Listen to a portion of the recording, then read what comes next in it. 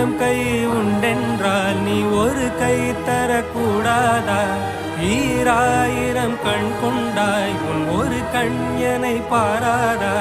உன்னில் சரணடைந்தேன் இனி நீ கதியே.